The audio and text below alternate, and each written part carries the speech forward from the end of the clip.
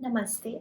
इस वीडियो में हम बात करेंगे सिंगापुर की कहानी के बारे में, किस तरीके से एक छोटा-सा आइलैंड इतनी बेहतरीन तरक्की कर गया और कैसे वो इतना अमीर देश है। सिंगापुर को आज़ादी मिले ज़्यादा समय नहीं हुआ, लेकिन आपको कुछ चौंकाने वाली चीज़ें मैं बताती हूँ सिंगापुर के बारे में। जितना ही छोटा उसका साइज़ है, उतनी ही बड़ी उसकी उपलब्धियाँ हैं। चा ह्यूमन कैपिटल इंडेक्स में सिंगापुर श्रेष्ठ है दुनिया में। चाहे हम बात करें वहाँ पे अमीरी की, हर 6 में से 1 सिंगापुरियन जो है, वो बहुत अमीर है। एक बच्चे को अच्छी एजुकेशन और हेल्थ केयर की एक्सेस मिलती है, तो वो 88% प्रोडक्टिविटी उनकी होती है, जब वो बड़े हो जाते हैं। इकोनॉमिक पैरामीटर्स में भी चाहे वो ग्लोबल इनोवेशन इंडेक्स हो, ईज़ ऑफ डूइंग बिज़नेस हो, उसमें सिंगापुर जो है वो टॉप कंट्रीज़ में आता है। चाहे हम बात करें कि जीडीपी की, तो जीडीपी भी उनका 3/4 ऑफ द वर्ल्ड से ज़्यादा है। तो कैसे एक छोटा-सा जो देश है, उन्होंने इतनी तरक्की बहुत जल्दी कर ली। तो इसकी कहानी की शुरुआत हम करते हैं सिंगापुर की आज़ादी के समय से। सिंगापुर की आज़ादी कह सकते हैं 2 बार हुई थी। पहली बार हुई थी 1963 में ब्रिटिशर्स के रूल से सिंगापुर मुक्त हुआ था और वो फेडरेशन ऑफ मलेशिया के अंदर आ गया था, तो मलेशिया सिंगापुर एक ही था। परंतु दोनों जगहों में एथनिक प्रॉब्लम्स काफ़ी आ रही थी। इसी कारण मलेशिया ने सिंगापुर को अलग करके आज़ादी दे दी, तो उन्हें 9 अगस्त 1965 को आज़ादी मिली और वो सिंगापुर बन गया।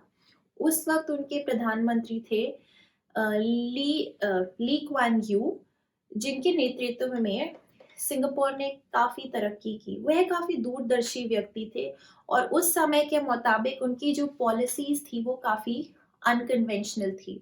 तो क्या थी सिंगापुर की इतनी वृद्धि के कारण? अगर सबसे पहली बात करी जाए तो हम कह सकते हैं कि सिंगापुर की लोकेशन जो है, वो उसका सबसे बड़ा एसेट है। सिंगापुर जो है, वो यूरोप और एशिया को कनेक्ट करता है इन अ वे। तो कोई भी प्रकार का ट्रेड होता है, तो वो सिंगापुर जो है स्ट्रैटेजिक लोकेशन में है और वो 2 कॉन्टिनेंट्स को कनेक्ट कर लेता है। उसके अलावा उनका जो पोर्ट सिस्टम है वो काफ़ी डेवलप्ड है, तो एक्सपोर्ट्स वहाँ से काफ़ी होते हैं शिपिंग के तरीके से। लेकिन जब एक जो देश था जहाँ पे इतनी भूखमरी थी, गरीबी थी, लोगों के पास घर नहीं थे, झुग्गी-झोपड़ियाँ थी, आज वहाँ पे जाओ तो बिल्डिंग की बुलंदियाँ और डेवलपमेंट का जो नज़ारा देखने को मिलता है, वो किसी को भी चौंका के रख देगा। तो इसमें सबसे बड़ा जो रोल है, वो है सेंट्रलाइज़्ड गवर्नमेंट का। तो सिंगापुर ने ये फैसला लिया था कि जो गवर्नमेंट है, वो जो है ज़्यादातर डिसीज़न्स लेगी। तो सिंगापुर में टैक्सेस जो हैं लोगों के लिए वो काफ़ी कम है और जो लॉज़ हैं, वो बिज़नेसेस के को सेट अप करने के लिए काफ़ी ईज़ी हैं। तो बिज़नेसेस को जो गवर्नमेंट है, उन्होंने काफ़ी बड़ी मात्रा में बुलाते ही रहते हैं। वहाँ पे एक और चीज़ है जो कि है सेंट्रल प्रोविडेंट फंड। सरकार सबको एनकरेज करती है कि एक large chunk of their saving उनको मैंडेटरी तरीके से सेंट्रल प्रोविडेंट फंड में डालना पड़ता है, जिससे वो हेल्थ केयर, एजुकेशन, घर जैसी ज़रूरतमंद चीज़ों के लिए एक्सेस कर सकते हैं। लेकिन सेविंग्स को बहुत ही बड़ी मात्रा में इनकरेज किया ही जाता है। सरकार ने पोर्ट सिस्टम को एस्टैब्लिश करने में भी काफ़ी कुछ किया है। तो वहाँ पे जो है पीपल्स एक्शन पार्टी है, जो इंडिपेंडेंस से चलती आ रही है। तो जो सरकार है उसमें स्थिरता है, इसीलिए जो मल्टीनेशनल कंपनीज़ हैं उनको आने में काफ़ी आसानी होती है क्योंकि पॉलिटिकल इंस्टेबिलिटी नहीं है। ऑफ कोर्स ये एक ह्यूमन फ्रीडम और काफ़ी स्ट्रिक्ट और स्ट्रिंजेंट लॉज़ के कॉस्ट में मिलता है, परंतु सिंगापुर के लिए ये अभी तक काम किया है। दूसरा कारण हो गया लैंड यूज़ की प्लानिंग का। तो 1966 बहुत ही जल्दी 1 साल आज़ादी के बाद ही सिंगापुरियन गवर्नमेंट ने एक लॉ पास किया था लैंड एक्विजिशन एक्ट। आपको काफ़ी हैरानी होगी ये सुन के कि 1985 तक 76% से ज़्यादा लैंड सिंगापुर गवर्नमेंट ओन करती थी। तो चाहे वो इंफ्रास्ट्रक्चर हो, चाहे सबके लिए घर क्रिएट करना हो, ये सब जो है गवर्नमेंट ने खुद ही किया है। आज के समय में सिंगापुर में सबके पास घर है, और क्योंकि लोगों के पास घर है और बेसिक्स हैं, उनके पास एम्प्लॉयमेंट भी है, अनएम्प्लॉयमेंट रेट काफ़ी कम है। उन्होंने अर्बन रीडेवलपमेंट अथॉरिटी को सेटअप किया हुआ है जो इन सब चीज़ों को देखती है। इनफैक्ट सरकार ने 6-7 आइलैंड्स को इकट्ठा करके एक जगह को बनाया था जिसे कहते हैं जूरोंग आइलैंड, जहाँ पे सिंगापुर की इंडस्ट्रियल एक्टिविटी काफ़ी भरपूर होती है, चाहे वो पेट्रोल इंडस्ट्री हो या फिर पेट्रोकेमिकल्स इंडस्ट्री। मैन्युफैक्चरिंग सेक्टर जो है उस पे सिंगापुर गवर्नमेंट ने बहुत जल्दी ध्यान देना शुरू कर ही दिया था।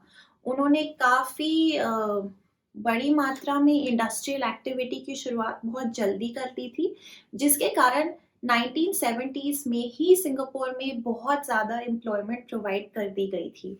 1970s में इनफैक्ट सिंगापुर को एक एशियन टाइगर का भी खिताब मिला था, जो कि सिर्फ साउथ कोरिया, ताइवान और हांगकांग जैसे जो देश हैं वो भी उनको मिला हुआ था। तो वो उनकी तरह ही सिंगापुर ने अपने जो डेवलपमेंट की जो पेस बढ़ाई थी वो 1970s से ही शुरू कर दी थी। इनफैक्ट 1989 तक आते आते disk drives and disk drives parts में सिंगापुर दुनिया का सबसे लार्जेस्ट मैन्युफैक्चरिंग का जो कंट्रीब्यूशन था वो सिंगापुर का सबसे ज़्यादा था। और 80s के दशक में मैन्युफैक्चरिंग सिंगापुर का सबसे ज़्यादा जीडीपी का कंट्रीब्यूशन में इंक्लूड होता था।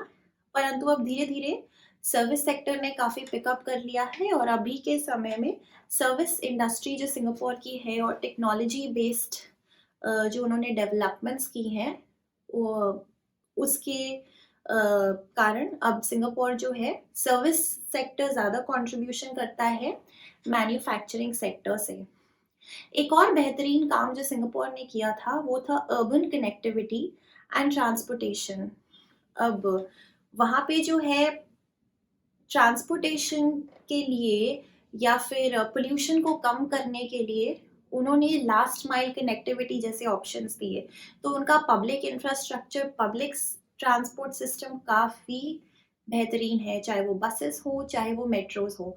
वहाँ पे जो सरकार है वो गाड़ियाँ ओन करने के लिए बहुत डिस्करेज करती है। इनफैक्ट सिंगापुर एक ऐसा देश है जहाँ पे गाड़ी ओन करना बहुत ही ज़्यादा महंगा है। आपको हैरानी होगी कि 2018 के बाद से सिंगापुर में कार्स ओनरशिप की ग्रोथ ऑलमोस्ट 0% है। तो अब अभी कोई भी ग्रोथ नहीं चल रही है। ज़्यादातर लोग पब्लिक सेक्टर ट्रांसपोर्ट का ही यूज़ करते हैं। इनफैक्ट सरकार उनको इंसेंटिवाइज भी करती है पब्लिक सेक्टर ट्रांसपोर्ट का यूजेज करने के लिए।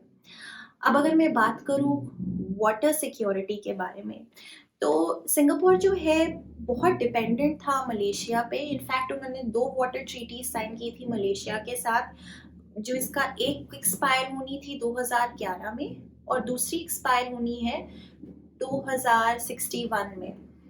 लेकिन जो 2011 की ट्रीटी थी वो सिंगापुर ने नहीं रिन्यू की, क्योंकि इंडिपेंडेंस के टाइम उनके पास सिर्फ 3 रिजर्व्स थे।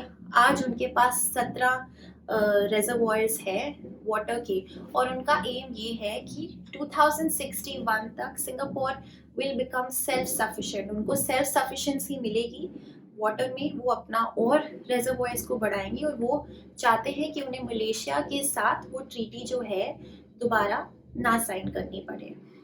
और एग्रीकल्चर और फार्मिंग सेक्टर की बात तो मैं ज़रूर करूँगी। तो 60s और 70s के अराउंड जो है सिंगापुर की ऑलमोस्ट 60% वेजिटेबल्स जो थी वो वहीं पे उगती थी। परंतु 70s में सरकार ने एक बहुत इम्पोर्टेंट डिसीजन लिया। उन्होंने फार्मिंग सेक्टर को धीरे धीरे फेज आउट करना शुरू कर दिया, या फार्म्स को फेज आउट करना शुरू कर दिया, क्योंकि उन्हें लगा कि फार्म सेक्टर जो है उससे इतनी ग्रोथ देश की नहीं हो पाएगी जितनी इंडस्ट्रियलाइजेशन से होगी। इसीलिए जो सिंगापुर है वो वर्ल्ड मार्केट से काफ़ी हद तक जो है फूड को इम्पोर्ट करता है। सिर्फ जिस फूड प्रोडक्ट में उनकी कंपेटिटिव एडवांटेज है उसी को वो सिंगापुर में लोकली ग्रो किया जाता है। तो ये कुछ कारण थे सिंगापुर की भरपूर ग्रोथ के।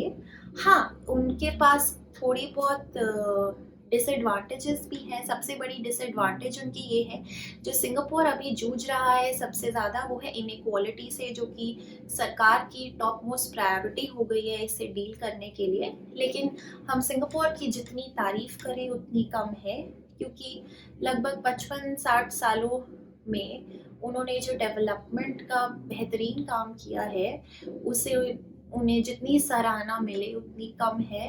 सिंगापुर एक बहुत ही खूबसूरत अ, देश है।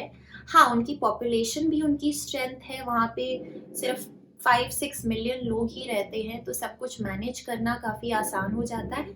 तो अगर आप स्ट्रिंजेंट लॉज और स्ट्रिक्ट रूल्स एंड रेगुलेशंस और सेंट्रलाइज्ड गवर्नमेंट जो कि बहुत ही कंट्रोल रखती है पॉपुलेशन पे, अगर आप ऐसे एनवायरनमेंट में रह सकते हैं तो सिंगापुर बहुत ही अच्छी जगह है, क्योंकि वहाँ पे आपकी स्टैंडर्ड ऑफ लिविंग जो है वो काफ़ी अच्छी होगी। तो ये थी सिंगापुर की कहानी। आप मुझे कमेंट्स में बताइए अगर मैंने कुछ भी मिस आउट कर दिया है तो। लाइक प्लीज़ कर दीजिए मेरी वीडियो को, ताकि और लोगों तक पहुँचे, और सब्सक्राइब करना तो एकदम भी मत भूलिएगा। मेरी वीडियो देखने के लिए बहुत बहुत शुक्रिया।